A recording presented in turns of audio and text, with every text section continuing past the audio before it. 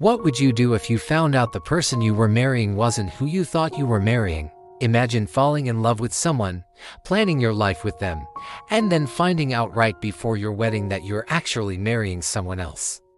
That's exactly what happened to a man named Jacob. And his story is one of the most unusual love stories in the Bible. In today's video, we're going to look at the bizarre case of Jacob and Laban, and how a scheme went terribly wrong.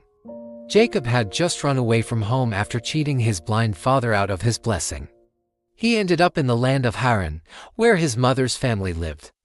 There he met his uncle Laban's two daughters, Leah and Rachel.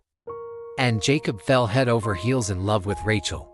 She was beautiful, graceful, and to Jacob, the most lovely of all women. Jacob desperately wanted to marry Rachel, but he knew that he had to win over her father first. So, he made a deal with Laban. He would work for him for 7 years, and in exchange, Laban would give him Rachel's hand in marriage.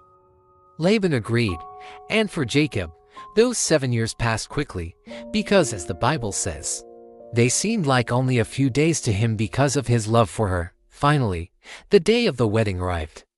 And Jacob, excited to marry the woman he loved, went to consummate the marriage. But the next morning he woke up and realized that he had been tricked. In the middle of the night, Laban had given him Leah, Rachel's older sister, instead. Jacob was furious and confronted his uncle, who said, "It is not our custom to give the younger daughter in marriage before the older one." Then Jacob realized that he had been tricked and that Rachel was still his to be married. But Laban offered him another deal. If he worked for him for 7 more years, he could have Rachel too. To Jacob, it seemed like the only option. So, he agreed. And after a week-long wedding celebration for Leah, Laban finally gave him Rachel. And Jacob fulfilled another 7 years of service. And that is how Jacob ended up with 2 wives. But Jacob's story doesn't end there. In fact, it's just beginning.